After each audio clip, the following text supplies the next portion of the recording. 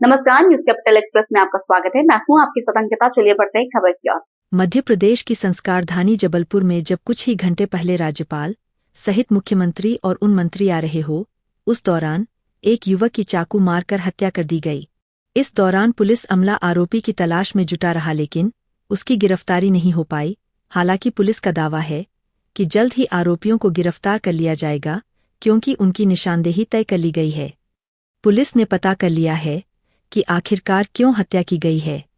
घटना जबलपुर के कोतवाली थाना क्षेत्र की है, जहां 4 बदमाशों ने चाकू मारकर एक युवक की हत्या कर दी। शुक्रवार की रात को हुई वारदात के बाद से क्षेत्र में सनसनी फैल गई। घटना को अंजाम देने वाले चारों आरोपी मौके से फरार हो गए। घायल हुए 19 वर्षीय युवक को इलाज के लिए निजी अस्पताल ले जाया गया, जहां डॉक्टर ने उसे मेडिकल अस्पताल रेफर कर दिया। देर रात घायल हुए युवक ने मेडिकल अस्पताल में दम तोड़ दिया। जानकारी लगने के बाद मौके पर पहुंची कोतवाली थाना पुलिस ने आरोपियों के खिलाफ हत्या का मामला दर्ज करते हुए उनकी तलाश शुरू कर दी है।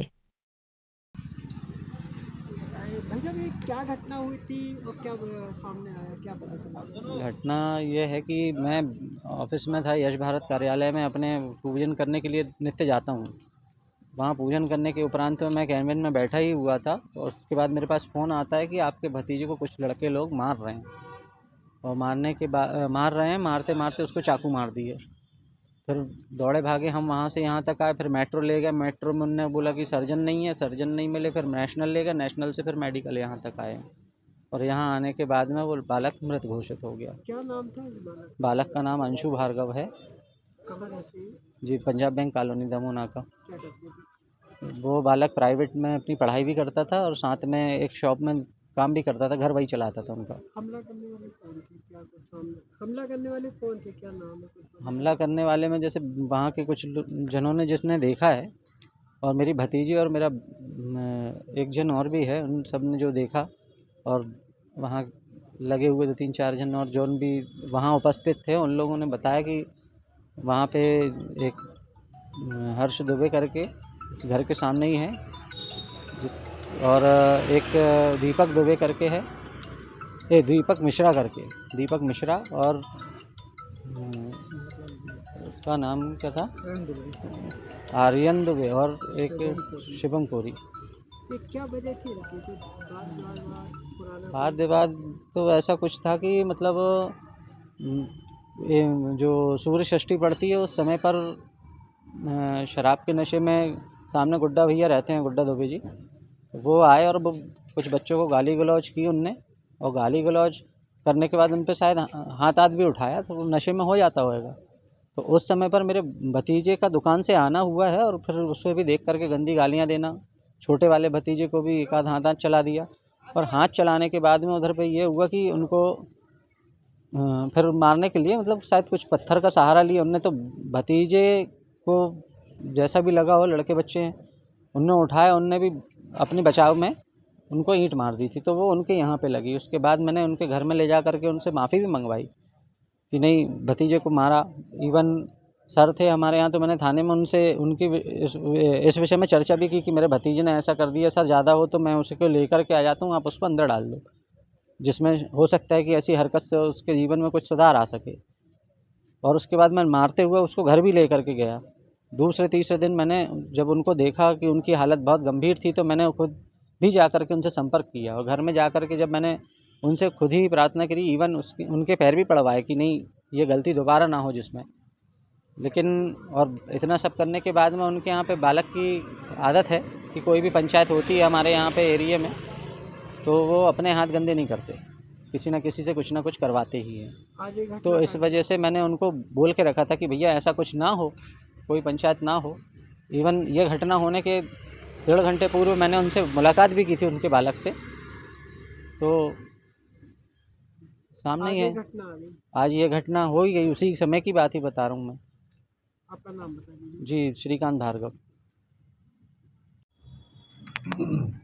सर, एक चाकूबाजी का मामला था, क्या है पूरा मामला और क्या? थाना कोतवाली अंतर्गत एक पीएनबी कॉलोनी में एक चाकूबाजी की घटना सामने आई है, जिसमें शाम लगभग 4:30-5 बजे वहाँ पर का निवासी अंशु उर्फ रुद्र भार्गव लगभग 22 वर्षीय है, जिसको कुछ लोगों ने चाकू मारा है और उसे हॉस्पिटल ले जाया गया, जहाँ मेडिकल में उसकी मृत्यु हो गई है।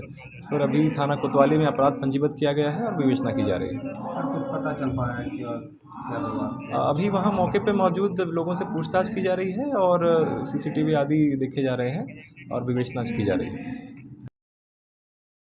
आज जबलपुर के नेताजी सुभाष चंद्र बोस केंद्रीय कारागार में भगवान बिरसा मुंडा की जयंती के उपलक्ष्य में वही केंद्र शासन के निर्देशानुसार केंद्रीय कारागार में आजीवन की सजा काट रहे 6 कैदियों को आज रिहा किया गया। इसमें कैदियों के अच्छे व्यवहार के चलते 14 वर्षों की सजा और आजीवन कारावास से आज उनकी रिहाई की गई, ताकि समाज में अपने अच्छे आचरण के चलते हुए अपना जीवन यापन कर सके। इन 6 कैदियों में 1 महिला बंदी और 5 पुरुष बंदी रिहा किए गए, जो कि जबलपुर के साथ अन्य जिलों से शामिल थे। हाँ, आज 6 बंदियों को रिहा किया गया है। सजा पूर्ण करके जो रिहा हो रहे हैं, सजा पूर्ण कर शासन की विशेष माफी प्राप्त कर। मैं ये बताना चाहूँगा, अभी तक वर्ष में 4 ऐसे अवसर हैं जिस पर बंदियों की रिहाई की जाती है अच्छे आचरण के आधार पर। शासन ने आज विशेष जनजाति गौरव दिवस पर इस अवसर को एक और बढ़ाया है, जिसमें सभी बंदियों को लाभ मिलता है और ये इसी वर्ष से प्रारंभ हुआ है। मध्य प्रदेश में ये शायद पहली बार ऐसा है कि ये जनजाति गौरव दिवस पर बंदियों को रिहा किया जा रहा है। प्रतिवर्ष इस दिवस को रिहा किए जाएंगे। आज के दिवस जबलपुर में 6 बंदियों को रिहा किया गया, जिसमें 1 महिला बंदी है, शेष 5 पुरुष बंदी है। ये सारे बंदी ऐसे थे जो 14 वर्ष से अधिक अर्थात 15 साल 16 साल जिनकी निकल गई थी, कि एक की 20 वर्ष निकल चुकी थी नियमों के प्रावधान के अंतर्गत, और इनका अच्छा आचरण रहा, ऐसे बंदियों को रिहा किया गया है। तो इससे इस अवसर के कारण बंदियों में यहाँ प्रसन्नता भी है और प्रफुल्लता भी है कि बंदी जल्दी जल्दी छूट रहे हैं। ये बंदी चूँकि जहाँ जबलपुर सर्किल में छिंदवाड़ा, कटनी, अन्य जेल की बंदी आजीवन कारावास के रहते हैं, तो इसमें जो बंदी रिहा हुए हैं उसमें एक जबलपुर का है, एक छिंदवाड़ा का है, 1-2 कटनी के हैं, एक होशंगाबाद का ट्रांसफ़र पर आया था, वो बंदी है।